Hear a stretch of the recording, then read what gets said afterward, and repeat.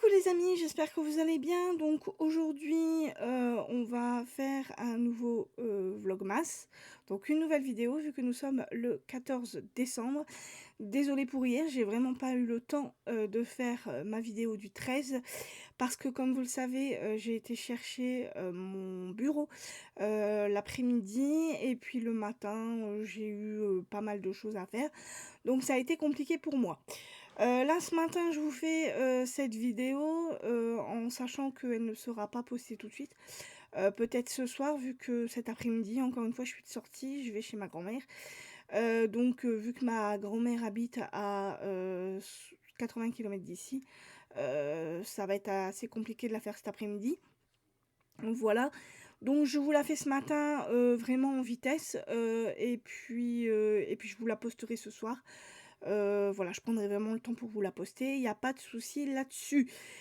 Donc sinon j'espère que vous allez bien. Donc aujourd'hui je vais vous lire le poème de Victor Hugo. Je vais vous faire voir donc mon calendrier de l'Avent. Je n'ai pas pris mon chocolat du 13, donc il y aura le 13 et le 14 aujourd'hui. Et aujourd'hui donc petite vidéo, je vous parle juste de ma lecture en cours. Voilà, donc on y va, c'est parti. Alors, mon calendrier de l'Avent, donc le 13 et le 14. Donc le 13 qui est ici. Voilà, donc c'est un Toblerone chocolat noir. Et le 14 qui est... Qui est pas là. Alors le 14, il est où?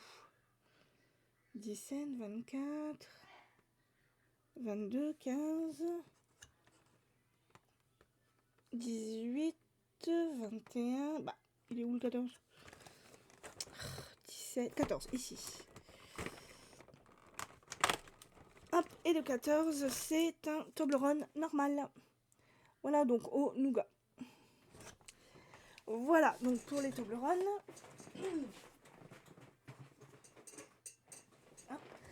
Alors maintenant, je vais vous lire le petit poème. Donc, je vous le disais la dernière fois, donc cette fois-ci, c'est sur les lions. Voilà, donc on y va. Les lions dans la fosse étaient sans nourriture. Captifs, ils rugissaient vers la grande nature, qui prend soin de la brute au fond des antres sourdes. Les lions n'avaient pas mangé depuis 3 jours. Ils se plaignaient de l'homme et pleins de sombre haine à travers leurs plafonds de barreaux et de chênes. Regardaient du couchant la sanglante rougeur, la voix grave et effrayée au loin le voyageur. Marchant à l'horizon dans les collines bleues, tristes, ils se battaient le ventre de leur queue. Et les murs du caveau tremblaient tant leurs yeux roux, à leur gueule affamée ajoutaient de gourous. La fosse était profonde, et pour cacher leur fuite, Oge et ses vastes fils l'avaient jadis construite.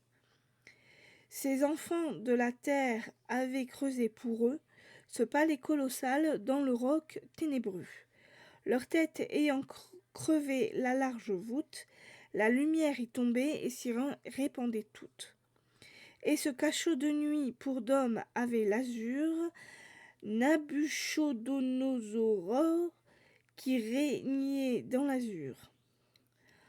En avait fait couvrir d'un dallage le centre, et ce roi fauve avait trouvé bon que cet antre, qui jadis vit les Chams et les Deucalions, bâtis par les géants servis pour les lions.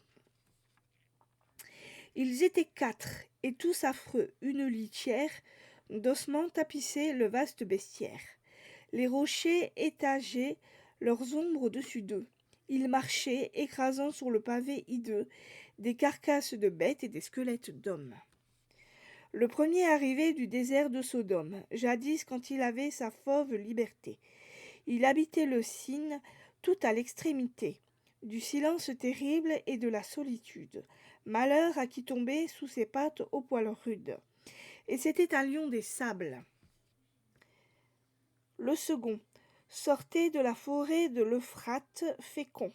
Naguère en le voyant vers le fleuve descendre. Le tout tremblait, on avait eu du mal à le prendre, car il avait fallu l'émeute de 2 rois. Il grondait et c'était une bête des bois. Et le troisième était un lion des montagnes. Jadis il avait l'ombre et l'horreur pour compagne. Dans ce temps-là, parfois, vers les ravins bourbeux, se ruaient des galops de moutons et de bœufs. Tous fuyaient le pasteur, le guerrier et le prêtre, et l'on voyait sa face effroyable apparaître. Le quatrième monstre, épouvantable et fier, était un grand lion des plages de la mer. Il rôdait près des flots avant son esclavage. Gur, cité forte, était alors sur le rivage. Ses toits fumés, son port abritait un amas de navires mêlant confusément leurs mâts. Le paysan, portant son gomorre plein de manne, s'y rendait, le prophète y venait sur son âne. Le peuple était joyeux comme un oiseau lâché. Gur avait une place avec un grand marché, et l'Abyssin venait y vendre des ivoires, l'Amoréen de l'ambre et des chemises noires, ceux d'Ascalon du beurre et ceux d'Acer du blé. Du vol de ses vaisseaux l'abîme était troublé. Or ce lion était gêné, car par cette ville. Il trouvait quand le soir il songeait immobile qu'elle avait trop de peuple et faisait trop de bruit. Gur était très farouche et très haute la nuit. 3 lourds barreaux fermaient l'entrée inabordable. Entre chaque créneau se dressait formidable une corne de buffle ou de rhinocéros. Le mur était solide et droit comme un héros. Et l'océan roulait à vagues débordées dans le fossé profond de 60 coudées. Au lieu de dogues noirs jappant dans le chenil, 2 dragons monstrueux pris dans les jonques du Nil, et dressés par un mage à la garde servile, veillaient des 2 côtés de la porte de ville. Or le lion, c'était une nuit avancée, avait franchi d'un bond le colossal fossé, et broyé furieux entre ses dents barbares la porte de la ville avec ses triples barres. Et sans même les voir, mêler les 2 dragons au vaste écrasement des verrous et des gonds. Et quand ils s'en étaient retournés vers la grève, de la ville et du peuple il ne restait qu'un rêve. Et pour loger le tigre et nicher les vautours, quelques larves de murs sous des spectres de tours. Celui-là se tenait accroupi sur le ventre, il ne rugissait pas, il bâillait dans cette antre, où l'homme misérable avait le pied sur lui, il dédaignait la faim, ne sentant que l'ennui. Les 3 autres allaient et venaient leurs prunelles, si quelques oiseaux battaient leurs barreaux de son aile. Le suivaient et leurs fins bondissaient et leurs dents mâchaient l'ombre à travers leurs cris rauques et grondants. Soudain, dans l'angle obscur de la lugubre étable, la grille s'entr'ouvrit sur le seuil redoutable. Un homme qui poussait d'horribles bras tremblants apparut. Il était vêtu de linceul blanc. La grille referma ses 2 battants funèbres. L'homme avec les lions resta dans les ténèbres. Les monstres, hérissant leurs crinières écumants, se ruèrent sur lui, poussant ce hurlement. Effroyable où rugirent la haine et le ravage, et toute la nature irritée et sauvage, avec son épouvante et ses rébellions. Et l'homme dit : « La paix soit avec vous, lions !» L'homme dressa la main, les lions s'arrêtèrent. Les loups qui font la guerre aux morts et les déterrent, les ours au crâne plat, les chacals convulsifs, qui pendant le naufrage errent sur les récifs, sont féroces. L'hyène, infâme et implacable, le tigre attend sa proie et d'un seul bond l'accable. Mais le puissant lion qui fait le large pas, parfois lève sa griffe et ne la baisse pas. Étant le grand rêveur solitaire de l'ombre, et les lions groupés dans l'immense décombre, se mirent à parler entre eux délibérants. On eût dit des vieillards réglant un différend. Au froncement pensif de leurs moustaches blanches, un arbre mort pendait, tordant sur eux ses branches. Et grave le lion des sables dit: Lion, quand cet homme est entré, j'ai cru voir les rayons de midi dans les plaines où l'ardent semon passe, et j'ai senti le souffle énorme de l'espace. Cet homme vient à nous de la part du désert. Le lion des bois dit: Autrefois le concert du figuier, du palmier, du cèdre et de l'euse emplissait jours et nuits ma caverne joyeuse. Même à l'heure où l'on sent que le monde se tait, le grand feuillage vert autour de moi chantait. Quand cet homme a parlé, sa voix m'a semblé douce, comme le bruit qui sort des nids d'ombre et de mousse. Cet homme vient à nous de la part des forêts. Et celui qui s'était approché le plus près, le lion noir des monts, dit: Cet homme ressemble au Caucase, où jamais une roche ne tremble. À la majesté de l'Atlas, j'ai cru voir, quand son bras s'élevait, le Liban se mouvoir. Et se dressait, jetant l'ombre immense aux campagnes, cet homme vient à nous de la part des montagnes. Le lion qui jadis au bord des flots rôdants rougissait aussi haut que l'océan grondant. Par là, le quatrième est dit: Fils, j'ai coutume en voyant la grandeur d'oublier l'amertume, et c'est pourquoi j'étais le voisin de la mer. J'y regardais, laissant les vagues écumer, apparaître la lune et le soleil éclore, et le sombre infini sourire dans l'aurore. Et j'ai pris, ô lion, dans cette intimité, l'habitude du gouffre et de l'éternité. Or, sans savoir le nom dont la terre le nomme, j'ai vu luire le ciel dans les yeux de cet homme. Cet homme au front serein vient de la part de Dieu. Quand la nuit eut noirci le grand firmament bleu, le gardien voulut voir la fosse et cet esclave. Collant sa face pâle aux grilles de la cave, dans la profondeur vague aperçut Daniel, qui se tenait debout et regardait le ciel, et songeait attentif aux étoiles sans nombre, quand les lions léchaient ses pattes dans l'ombre. Voilà. Donc il était un peu long, hein, mais voilà. Donc la prochaine fois, ça sera le titre, ça sera le temple. Alors attention, celui-là il est tout petit. Hein. Donc voilà pour le petit poème. Alors maintenant, je vais vous parler de ma lecture actuelle. En vous mettant mon petit serre-tête. Voilà. Donc, comme vous le savez, je suis toujours dans la lecture de Lockdown Abbey de Beth Cowan Erskine aux éditions J'ai lu. Je suis à plus de la moitié du roman et comment dire.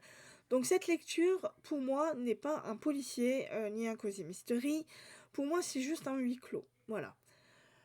Donc nous sommes, toujours pareil, je vais encore vous faire le résumé, donc nous sommes en Écosse en 1930, donc presque arrivé à la Seconde Guerre mondiale.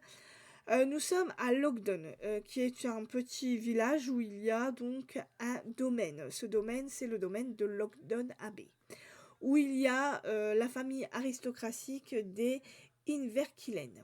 Cette famille a des domestiques. Donc il y a dans cette famille la douairière qui s'appelle Lady Georgina, voilà, qui a 2 fils et une fille. Donc parmi ses fils il y a Hamish qui est le fils aîné, voilà, donc qui est l'héritier normal, l'héritier principal. Nous avons Cécile qui est le cadet, et nous avons donc la petite dernière, comment on dit son nom déjà? J'arrive jamais à dire son nom. Alors.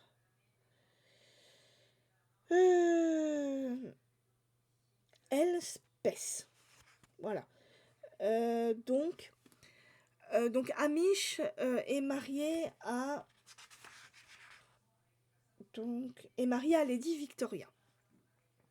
Cécile, lui, est malheureusement veuf. Et Lady Elspeth, elle est mariée à Philippe. Voilà. Hamish, lui, a 2 fils. Donc on a Fergus et Angus. Cécile n'a pas d'enfant et Lady Elspeth a 3 enfants.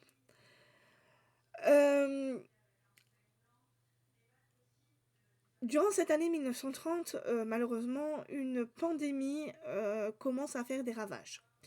Elle tue, des gens, n'importe qui, ça, voilà, que ça soit domestique ou, gens du village, ça, il y a très peu d'importance.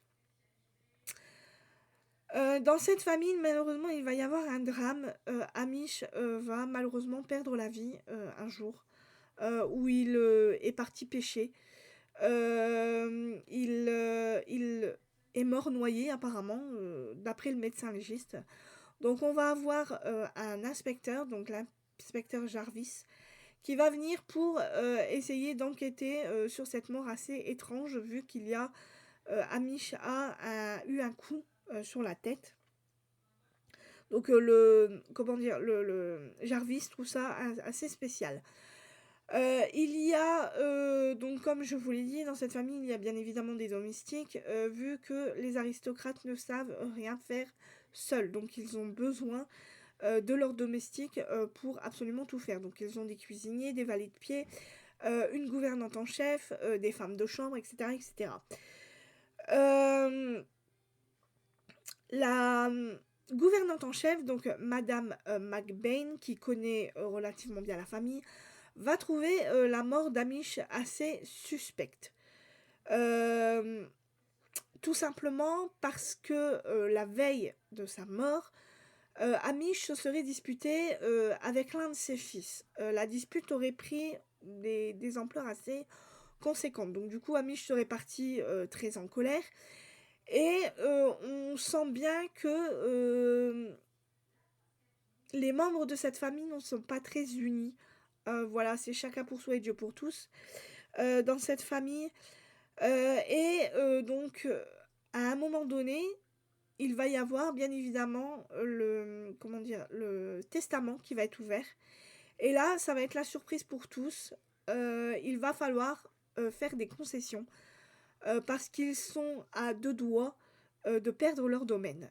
Tout simplement parce que, dans ce domaine, il y a, une distillerie de whisky et en fait, cette distillerie de whisky ne marche pas fort, vu que le whisky est très mauvais. Il me semble qu'un des fils d'Amish, fait, un élevage de saumon. Donc c'est l'élevage de saumon qui arrive à tenir, la famille à flot. Malgré tout, on sent que, bah, vu le train de vie qu'ils ont, il faudrait, un apport assez, un peu plus conséquent. Surtout que, bah, avec, les obsèques, tout ça, il va falloir de l'argent pour payer tout ça et malheureusement, l'argent ne rentre quasiment plus. Donc, comment dire? Certains membres de la famille vont avoir des idées, sauf que, malheureusement, ces idées vont amener, des petits secrets à être révélés et ça va provoquer des petites discordances dans cette famille. Voilà. Ce que je peux dire par rapport à cette lecture, elle est sympathique à lire, je ne dis pas le contraire. La plume se lit, très simplement. Les personnages sont intéressants, mais relativement détestables. Tout simplement parce que ce sont des aristocrates, qu'ils se croient tout permis, qu'ils, sont à des années-lumière, de ce qui se passe à l'extérieur, vu qu'ils ne comment dire? Qu'ils ne vivent que dans leur domaine.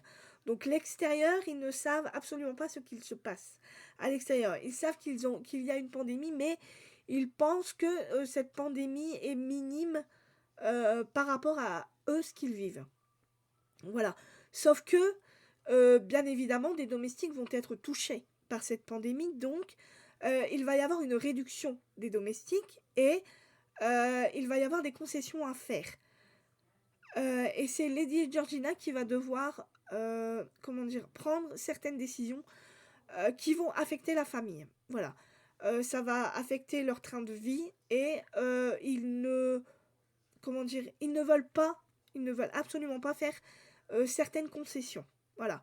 Qui sont absolument absurdes pour moi et c'est ça qui me dérange en fait. C'est que cette famille traite vraiment très, très mal leurs domestiques. Voilà, on sent qu'ils sont aristocrates, on sent que, bah, tout leur est permis, mais voilà, les domestiques, ne sont pas, des chiens.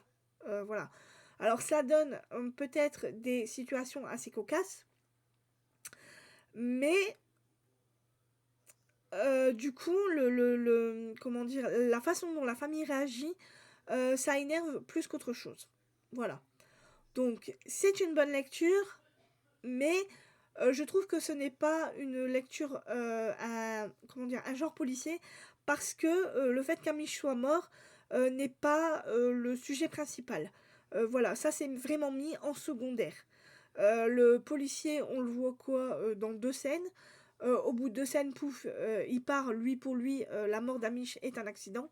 Alors que, pour, la gouvernante en chef, pas du tout. Il y a vraiment quelque chose qui cloche dans cette mort. Donc elle essaye de comprendre ce qui s'est passé, mais ce n'est pas, comment dire? Le sujet principal.